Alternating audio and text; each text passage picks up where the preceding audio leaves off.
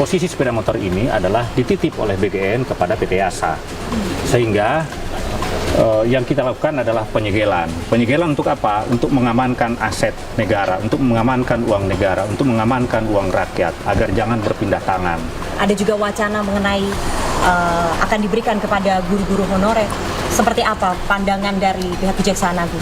Hampir 400 miliar rupiah menguap dalam pengadaan puluhan ribu motor listrik Badan Gizi Nasional yang diduga dikorupsi Dadan Hindayana CS. Lalu mau dikemanakan ribuan motor listrik yang sudah terlanjur dibayar oleh negara? Berikut laporan Anissa Rizkia dari gudang motor listrik BGN di Sentul, Bogor. Ini merupakan gudang yang disegel oleh pihak Kejaksaan Agung berisi ribuan motor listrik pengadaan Badan Gizi Nasional. Ada sekitar 18.000 lebih motor listrik yang disegel oleh pihak Kejaksaan Agung. Nantinya akan diapakan? Ikuti penelusuran saya. Kalau kita lihat ini memang masih tersegel, bahkan juga masing-masing motor ini juga masih terbungkus plastik. Itu artinya seluruhnya belum pernah dipakai atau belum didistribusikan sama sekali. Pemirsa, ada penggelembungan dana sekitar 1,2 triliun rupiah, di mana satu motor ini dihargai senilai 48 juta untuk yang tipe skuter, dan untuk yang trail ini dihargai senilai 58 juta rupiah. Bapak bisa dijelaskan, saat ini seluruhnya tidak disita namun disegel oleh pihak Kejaksaan Agung. Lantas apa langkah kedepannya nantinya yang akan dilakukan oleh pihak Kejaksaan Agung, Pak? Posisi sepeda motor ini adalah dititip oleh BGN kepada PT Asa, sehingga yang kita lakukan adalah penyegelan. Penyegelan untuk apa? Untuk mengamankan aset negara, untuk mengamankan uang negara, untuk mengamankan uang rakyat, agar jangan berpindah tangan. Ada juga wacana mengenai akan diberikan kepada guru-guru honorer. Seperti apa pandangan dari pihak Kejaksaan Agung? Koordinasi sudah ada, tapi tentang penggunaan mau diserahkan ke siapa itu bukan kewenangan kami. Sekali lagi, ini adalah hasil dari belanja modal tahun anggaran 2025 di BGN, dan tentu setelah belanja modal itu tercatat nanti seharusnya sebagai aset di BGN. Nah, tentang penggunaannya seperti apa? Tentu pengguna barang dalam ini BGN. Baik, terima kasih Bapak Muhammad Zubair atas waktunya. Anissa Rizkia, Nadia, iNews melaporkan untuk Anda. Pekerja terjebak lebih dari 1 jam akibat lehernya terjepit beton talang air yang ambruk. Petugas damkar kerahkan alat berat untuk mengevakuasi korban.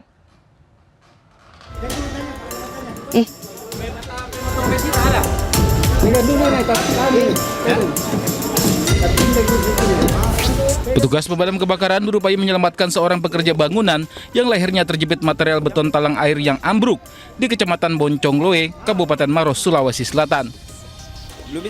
Korban bernama Dede Darmawan, umur 38 tahun, diketahui terjebak selama lebih dari 1 jam sebelum diselamatkan petugas damkar.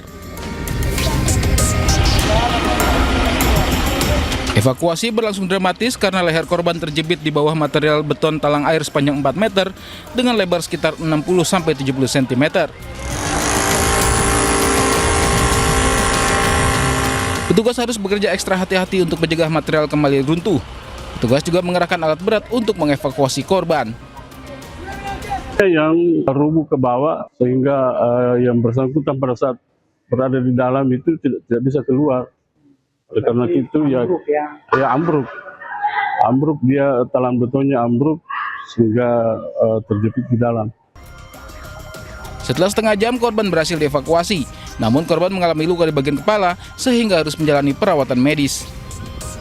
Dari Kabupaten Maros, Sulawesi Selatan, Wahyu Ruslan, iNews melaporkan. Heboh minyak kita berbau solar di Karanganyar, Jawa Tengah. Penyaluran paket bantuan sosial minyak kita ditarik kembali. Di Kelurahan Tegal Gede, Karanganyar, seluruh minyak goreng bantuan yang telah dibagikan kepada masyarakat dikumpulkan kembali di kantor kelurahan. Menyusul banyaknya laporan terkait aroma menyengat, menyerupai solar, maupun minyak kita yang tercium saat minyak kita akan digunakan. Ada sekitar 850 keluarga penerima manfaat, masing-masing menerima 20 kg beras dan 4 liter minyak goreng. Namun keluhan muncul pada minyak goreng, sedangkan beras yang dibagikan tidak bermasalah. Agak bermasalah, katanya pemakai konsumen kami berbau minyak dan berbau solar. Ternyata ini minyak semuanya saya suruh kembalikan ke kantor. Ternyata ini sudah dikembalikan semuanya minyaknya. Mungkin hanya itu saja. 850 ini semua dikembalikan dan ditukar yang baru. Baik bermasalah atau tidak bermasalah. Mungkin kan ketakutan toh Pak, warga kami tetap belum juga apa itu. Kelurahan langsung meminta seluruh penerima bantuan mengembalikan minyak goreng yang telah dibagikan. Laporan ini telah diteruskan kepada Dinas Sosial dan Bulog sebagai pihak yang terlibat dalam penyaluran bantuan pangan. Sebagian warga diketahui sempat menggunakan minyak goreng tersebut sebelum menyadari adanya aroma tidak biasa. Meskipun demikian, hingga kini belum ada laporan gangguan kesehatan akibat penggunaan minyak kita. Dari Karanganyar, Jawa Tengah, Dia Sinta, iNews melaporkan. Memasuki musim kemarau, Desa Kedung Malang, Jepara, Jawa Tengah mulai mengalami krisis air bersih.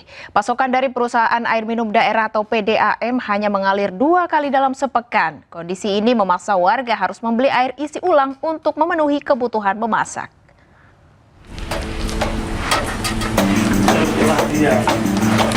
Ribuan warga Desa Kedung Malang, Jepara, Jawa Tengah mulai merasakan dampak musim kemarau tahun ini.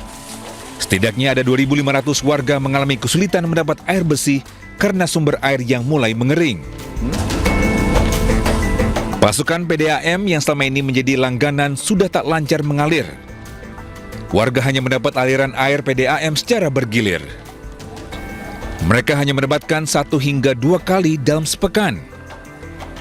Air yang didapatkan pun hanya bisa digunakan untuk mandi karena kondisi air yang keruh. Sementara untuk memenuhi kebutuhan konsumsi, warga harus membeli air isi ulang dengan harga Rp5.000 hingga Rp6.000 per galon. Dalam sebulan, warga harus merogoh kocek Rp150.000.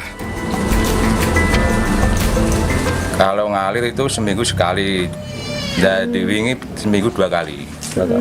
Baru diwingi. Yang untuk mandi itu air ini PDAM. Yang untuk masak itu beli galon.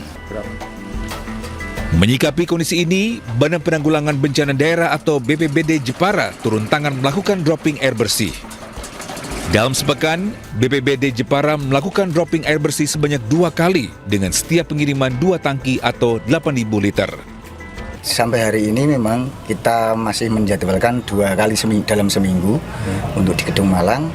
Dari total ada 870 kakak, atau kalau jiwanya kurang lebih sekitar 2.500-an kakak di 11 RT dan 2 RW. Dari perkiraan BMKG menyebutkan kemarau tahun ini akan lebih panjang dibanding tahun lalu. Hal itu mengingatkan kemarau yang biasanya mulai terjadi di bulan Agustus, kini datang lebih awal yakni di bulan Juni. Dari Jepara, Jawa Tengah, Alip Sutarto, iNews melaporkan.